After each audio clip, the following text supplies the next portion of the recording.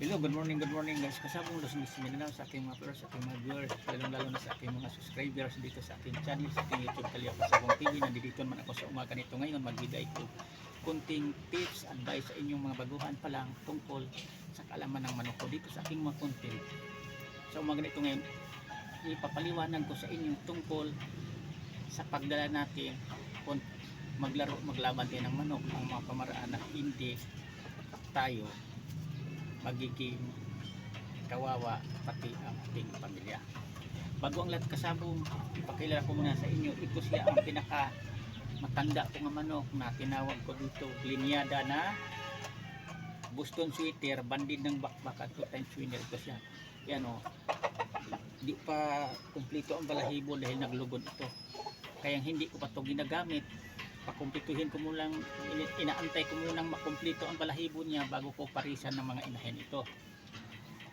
Dito sa pagpasok natin sa intro sa sabong pala, para sa inyong mabaguhan pa lang, dahan-dahan lang tayo, alalay lang, kasi hindi dito pagdating sa intro sa labanan sa manok, hindi tayo nakasigurado kahit ano kagaling ang ating manok na makipaglaro, bumatong palo, quality na sigurado tayo ang panalo dahil tinawag og sabong. Maari ngayon dalawa lang ang pagpilian niyan sa araw na yon.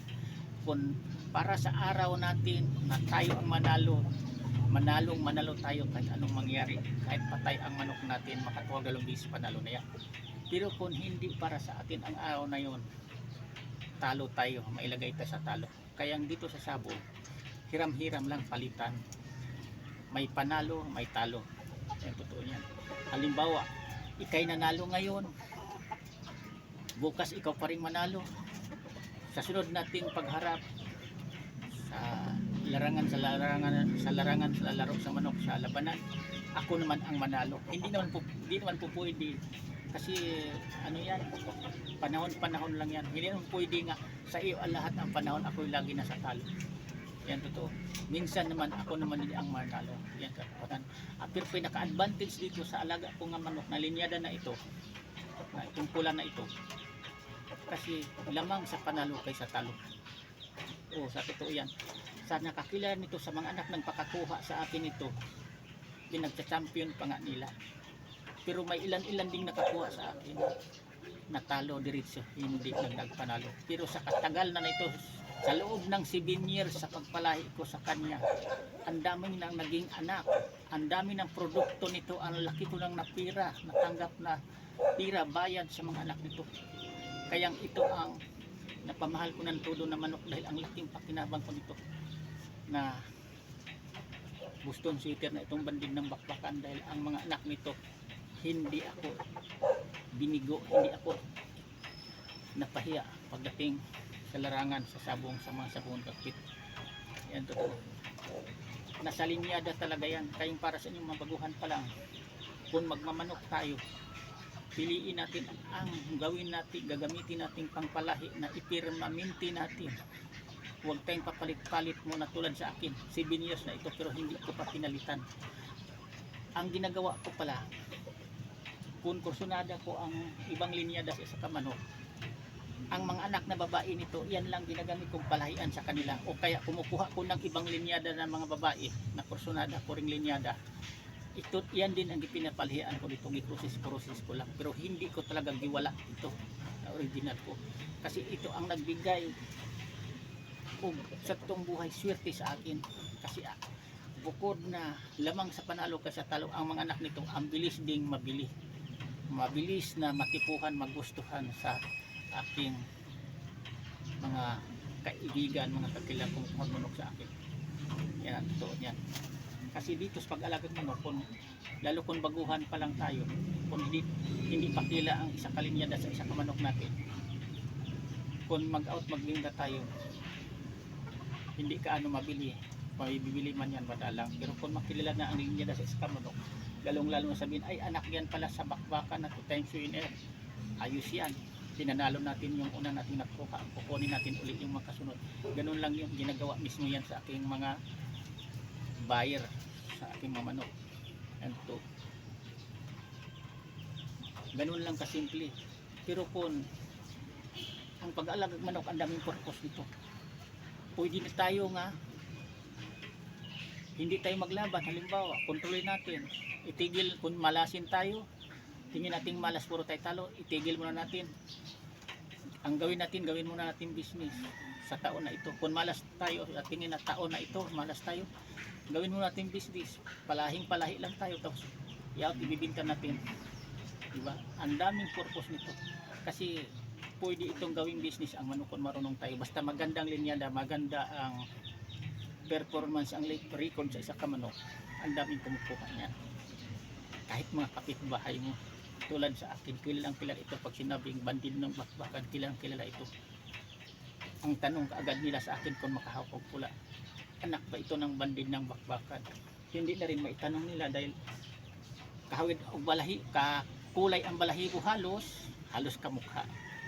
Kasi kung hindi anak nito, hindi rin makahawid og mukha, di ba? Yan ang totoo niyan. Kasi di maisa na isa ka sa bungero. Nga sabi mo, ay anak niyan doon ng pangpalahi ko nga 4 times winner ba yan na halimbawa kilso.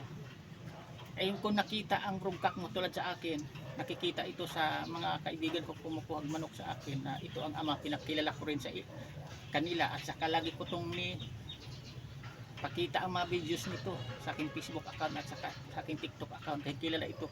Kaya ang mga anak nito tinatandaan nila, iyan ang kinukuha nila. Ang aking mga gris talisay, yung karamihan anak dito. Kung hindi man anak nito, ang anak na babae anak nito kasi ito may anak na ito nga talisay gris, tinawag ko o sweater gris, anak dito ang inahin kong talisay. Kaya ito talaga ang hindi ko giwala kasi ito ang nagbigay swerte sa akin. Kasi sa kadami ko ng pinagdaanan na manok sa tulang,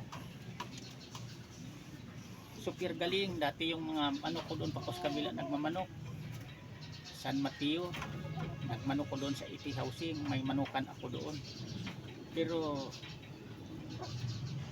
lamang ang talo sa manukan ko doon kasi ang linyadang ginagamit ko talagang mahusay, magaling naman, pero linyada talaga nga madalas sa mga magkapatid matalo. Karamihan halimbawa magkapatid sila 6, ang manalo yan dalawa lang, lamang ang talo. Kayang pinag-aralan ko ng mismo, nakakuha na ko nito sa kilala kong breeders magmamanok ding sumali sa mga event sa derby. Ginamit ito niyang linyada na Boston sweater, nakakuha ako ito. Iniingatan ko kaya umabot na to ng 7 years sa akin, hindi ko gialis-alis itong manok na ito kasi sayang, minsan lang tayo biyayaan ng